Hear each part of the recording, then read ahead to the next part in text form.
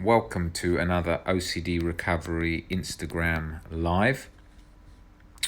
I'm going to talk a little bit today about confession. What is confession? Why do people do it? Why do people not want to give it up? I'm going to talk about that in detail. So confession is any form of, especially when people think they've got harm OCD, POCD type things, they want to maybe tell their mum, I've done ... Or they might want to confess to the police, or they might want to confess to friends or a partner with relationship OCD, constantly confessing to their partner. Maybe I cheated, maybe I did something in the past, maybe I had thoughts about someone else. And this is a never-ending problem, because if you keep going round the cycle of confession, you'll be going on and on and on endlessly. That ain't going to stop, because confession gives you some kind of short-term relief, some kind of maybe a minute, maybe seconds, maybe a minute, and then it wears off. It always does. I have people that come and see me that have handcuffed themselves and handed themselves into the police 3 or 4 times over. I have people that have come to me that have handcuffs on, try and keep them on because they're scared of maybe doing something, harm, all kinds of scenarios. So you see every situation that arises with confession, and it's not going to get you off the hook. To get you off the hook, we've got to, one, start learning to live with uncertainty and change our relationship with OCD. And 2, most importantly, get under it with unconditional self-acceptance, which takes a lot of practice, working how to break it down, to see why it's clinging in there, what fears and so on, and get under it. Now, with confession, the problem is people feel so compelled. I always say that when people come to me and work with me on my program of getting people better from people to recovery with OCD, it's a bit like if you were going to a rehab for OCD. Your addiction is the drug of certainty. Your addiction is to reassurance, and you've got to take it very seriously. Some people I've warned many, many times about reassurance over the years, over and over and over, and they still go back to it. There's many people like that. They don't view it as a drug, or the same as with alcoholics or with drug addicts, going back to the drugs even though they know they're going to kill it. It becomes a problem because they've got an addiction, and that happens, and that's why some people stay stuck. Now, what are the main reasons that I see some people stay stuck for a long time? I'll tell you what they are. The main and that can be triggering for people to hear that. Oh, what if that's me? But there's a good they're all things that you can actually change. But some people stay stuck for many years, decades, because of this. First one, carrying on with reassurance and not wanting to give it up, wanting to keep it going all the time. People do that. They don't listen to me. They keep asking same reassurance questions over and over and over and over, and just keep going back to it. They trust that more than they trust me because of that feeling inside. They trust that. They want that feeling, and they keep going for it. And I tell them, look, this doesn't work. This is not going to help you. This is really not going to happen. And it just comes back in different forms. Especially, you see it all the time, especially relationship OCD. Oh, my boyfriend, I saw him eating a sandwich in a certain way and he didn't smile and I made it for him. And I'm laughing because of the funny things. I'm going to make links to all the different things that OCD catches us out on, all the funny scenarios. And so you'll often, and don't get me wrong, I know very much how horrible it is to be stuck in these situations, because I've been stuck in them myself, how ridiculous they are, like going to a doctor for HIV test and then like coming out and then he say, right, you're negative, and then walking out and then thinking, he had something stuck on his shoe. And I thought, what was stuck on his shoe? Oh, maybe it was the other end of the needle. Maybe he got the needle wrong. Oh, maybe that's what it is. And then convinced on things like that all the time myself. That's what I used to be like, going for multiple STD checks. Just so many funny scenarios that you look back now and you see them as funny. And but not when you're in them, because they feel horrible when you're in them and you're locked in it. Feel everyone knows how horrible that is. But back to that list of the things that keep people stuck. So that's one of the things that keeps people stuck. Reassurance, keeping going with reassurance.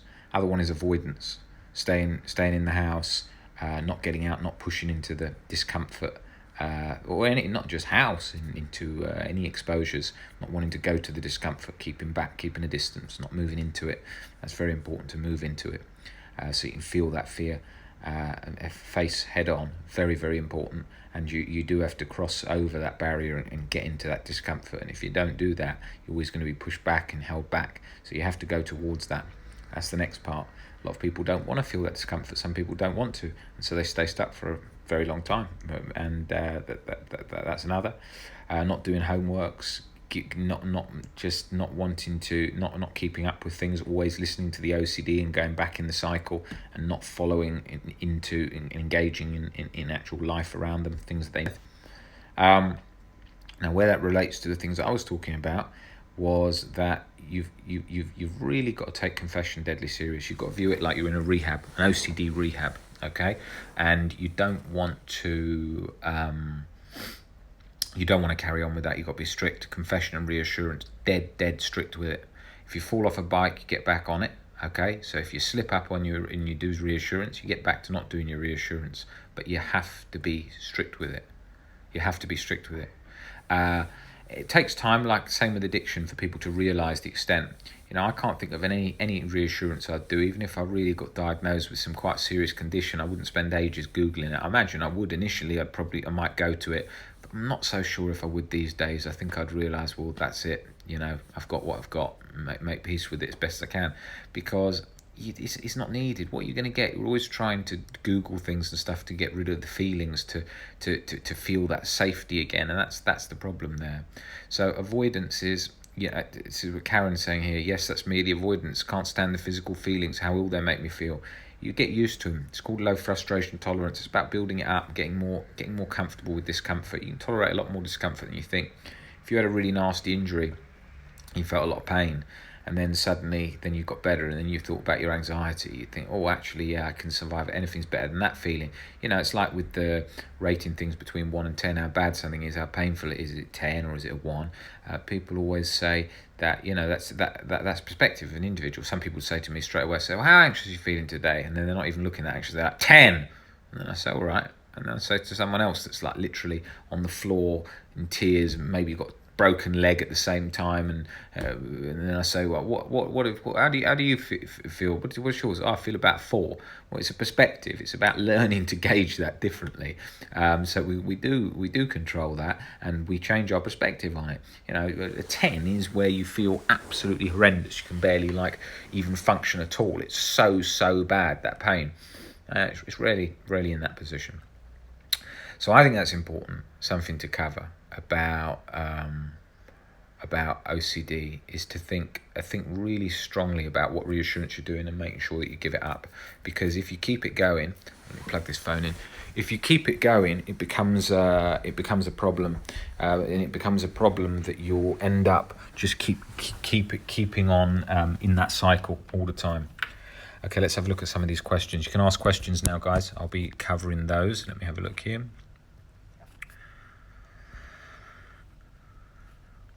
Sometimes I can't tell if I'm getting reassurance or giving reassurance. Yeah, well, when you're in groups and stuff, you've just got to be careful. You've got to see if you're trying to chase to get rid of some kind of feeling in any way. You get an eye for it, and people will point you out on it, but you've got to stay within those boundaries. With my harm OCD, I have professionals involved to check on me and my kids, but that just makes me feel like I need to confess to something. I can't remember, and whenever they visit, my anxiety gets worse. There's nowhere that says you have to confess to anything. Even if you committed a serious crime, you wouldn't have to confess to it. Nowhere says you have to. Maybe a societal law says that humans have invented, but nowhere says you actually have to. So when you feel compulsed to do it, it's because you're trying to uphold this image of a good person in totality inside you, and it's that philosophy that's causing a lot of the problem. We need to learn to become flexible with that, so we could acknowledge wrongdoing, but at the same time we can learn to accept ourselves and make peace with ourselves as a human being, so then we're not trying to rid ourselves all the time to feel rebalanced. Is there such thing as OCD where you ask for reassurance and then you forget the answer and you have to ask again? Loads of those forgetting ones. People have that all the time. Gabriella on my Instagram, she often talks about that. Who I've been coaching a lot recently, talks about how she used to forget when all different rituals and different things she was doing, and she would forget, and maybe she did them, maybe she didn't do them, and then she got more and more stuck, and so then she was writing all up and down her arm, remember this, remember that. I used to have those. I used to have it relating to therapy, where I used to write out notes to go and see the therapist. I used to write them out over and over and over. Or when I used to go swimming and I'd be in the swimming pool, I'd think, I haven't got a notebook, so I can't even swim because I might forget something that comes into my head and I might need it to get better. That was the main one. I used to think, fucking hell, what if I forget something that I need to get better? And I remember it right now, and I think, shit, I need a notepad. And I could be anywhere, I might be a concert, and think, quick, excuse me, have you got a pen? Or whatever. And I used to be keeping that up. I used to have notes everywhere. One of the first things that I'm looking for when I'm working with people is getting rid of all those notes. They're trying to achieve certainty. So what if I forget something and I stay stuck forever? That's a very, very common one. Rob, I'm having trouble concentrating on people's eyes when talking them to the degree I miss what they say. We can concentrate on my eyes now and look in my eyes, which probably won't do much because it's on a computer, so you're not too worried about seeing this. You have real life eyes. I sometimes get that one. It sometimes creeps in now and again. I'm talking to someone and I think, God, can they notice that I'm looking, or how I'm looking at them, or whatever? And it's kind of like it's almost like a sensory motor OCD one. It kind of pulls into your eyes where you feel that you're a bit trapped in there. But then I think, well, so what? What are they going to think? What do they? So what if they think that? And then it goes. I know reassurance is fueling my OCD, but I always seem to go back to it. You've got to view it like a drug. You can wean yourself off it. You absolutely can. Can OCD affect your memory? And even if it was something serious, is it possible to not fully remember? You're asking for reassurance in that question.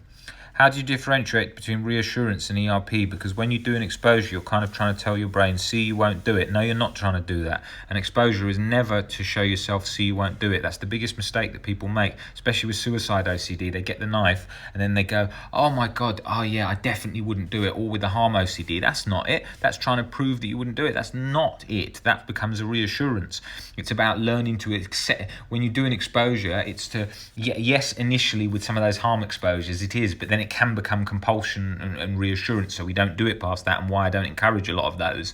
But what it's doing is different exposures is to show you not to be afraid. Like if you're doing exposure with a spider, you're learning to see that a spider is not scary, and so it's breaking down the fear. If you're doing an exposure with dirt, you're getting dirt all around places, then you're learning that to get used to the dirt, not trying to get rid of it, and see that your reaction to it, your perception of it is different to what it is in reality, how you've been looking at it. I write notes for everything. I get very anxious if I get my list. Well, you've got to stop writing those notes. You've got to reduce that, write down, and get used to the uncertainty of missing things out. That's a very important one. I feel like I need an additional diagnosis of OCD and PTSD, as I read something about ADHD in adult women. Well, have you got PTSD? Have you been diagnosed with PTSD, or are you terrified of having PTSD? That's an important one to look at too. I'm not over OCD by any means, but had confession OCD really bad a few years ago. Horrible, could never get lasting relief. Always started up again. Wean off it is the answer. So right, yeah, absolutely right there, Andrew. Really, really good that you got on top of that. Really important step to make. Rob, I had literally all types of OCD, and when I get rid of one, a new one pops up. It's way too difficult to concentrate. It will keep morphing. That's why unconditional self and life acceptance, as well as uncertainty, gets under it. In unconditional, whatever it morphs into, it gets around. The OCD gets out, recovery, how we get at, gets under it. So it doesn't matter what it morphs to. I've got to think of what I do for a living. I'm working with all different thoughts and things that people are saying all day long, and so I'm hearing those all the time. So, so for me, if I'm hearing those all the time, surely I should be getting so bad because I hear the worst thoughts all day long. No, because none of them have an effect on me. Why? Because I'm so used to working with them and facing fears and facing thoughts that it doesn't matter. And so it's facing. When you run, it gets stronger. When you move towards, it reduces. When I don't seek reassurance, I feel extremely poorly and suicidal, and then sometimes I do compulsions instead, which just makes me worry about something else. It's because you've not worked with anyone to get under your main irrational beliefs here and break those things down so you can wean off that reassurance calmly more. It's like trying to go cold turkey without an understanding of what's going on. So it's not just as easy as that. It's like saying to an agoraphobic or something, right, just go straight out of the house now and stay out. I mean, it's not going to work like that. It has to be done in bits, and people have to have a good understanding. Far too much ERP today is done where therapists get people doing things without giving them an explanation of what is happening, what are they trying to do, what are they trying to achieve, what are they trying to experience and see from this experience. And that's not often done. Often they're just sort of pushed into it a bit, given a little brief background, but actually what they really need is a good understanding of getting underneath it to really help them to see things, to see how things work. And I think that's vital. But people don't do that a lot of the time because often the person doing the ERP is so set on this way works and off we go that they don't fill out all the other things that are needed. Okay, let's have a look here. Any other things that I wanted to cover? No, actually, just keep asking questions. Easier. It's late now. It's midnight here where I am, so I don't want to. I don't want to have to think too much of other topics to do on this Instagram live. So I'll wait for you guys to ask the questions. Ask me anything about OCD, anything you want. There's nothing on here. Do you think Stoicism makes us less ambitious and just being less achieving? Well, if that was true, I wouldn't work as hard as I do. I wouldn't be doing anything like that. Absolutely not. It takes down the irrational. Look, acceptance isn't agreement. So it makes your life more peaceful because you're not chasing things internally, but you're still hugely ambitious. I'm hugely ambitious in what I do because you want to improve your life. You want to improve others' lives. That's why people work. That's why people do things. Albert Ellis talks about that in the book, and he says, why do people do things like maybe somebody who works in a company because they might want to make more money? Well, why do they want to do that? Because it helps improve their life. They want to do that because of that reason. There's no harm in doing that. They could think rationally and go, well, why do I need a new car? Well, that's fine. You don't need a new car. I don't drive anywhere. Really, I walk most places, but I'm saying that it doesn't. But if having a new car, there's no problem with that. Having the best car is no problem with that either. Far too often, people go for minimalism and stoicism, take it completely out of context. I always say to people, look, there's nothing wrong if you want to wear a nice watch, you want to drive a nice car, you want to wear flashy clothes, wear whatever you want. Do it. You live once, enjoy yourself. It doesn't matter. People too much emphasis all the time on, you've got to be. It's all one way or all another. I don't think that's the best way to live. Just live how you want to live. And yes, Stoicism will take down the anxiety, but it certainly doesn't do that to your life. That's a common question that people often think. How do you get over health OCD? One of the main things with me for health OCD was accepting death more, becoming more accepting of death, and lots of exposures around health problems, and learning to live with uncertainty of not knowing what's going to happen. That real distance that I created, that made a big change in my life, really helped improve things, and I'm really happy about those steps that I took, because I was going to the doctor 3-4 times a week, and now that's very much not the case. Let's have a look. I used to have health OCD, but because I get tests and results, but with POCD there is no concrete answer, so I don't know how to get past this theme. We don't need a concrete answer. That's the problem. You're looking for a way to get rid of it. POCD, I've been doing a whole topic on this, is it's really about learning to live with the uncertainty. And once you adopt unconditional self-acceptance, you learn to see that whatever act any human's created, it doesn't take away from their worth and value as a human. The act we can see as wrong, a very wrong act, but the human is still intact. The human doesn't go. And so that's what we get into in detail, with lots of various ways of demonstrating that to the brain, so you can see it very differently. And that's what I do in the coaching for all these different themes, to help demonstrate that to you, so that the anxiety comes down. There's no warrant. Chronic anxiety is never warranted. Chronic anxiety is the same as chronic guilt, so there's no benefit whatsoever. Healthy concern, you can be concerned about something, and you can be very concerned about something, but you never chronic anxiety, chronic guilt, never needed like that at that level. Okay, guys, I think that covers everything that I needed to talk about today. I will see you guys on the next Instagram Live. See you later.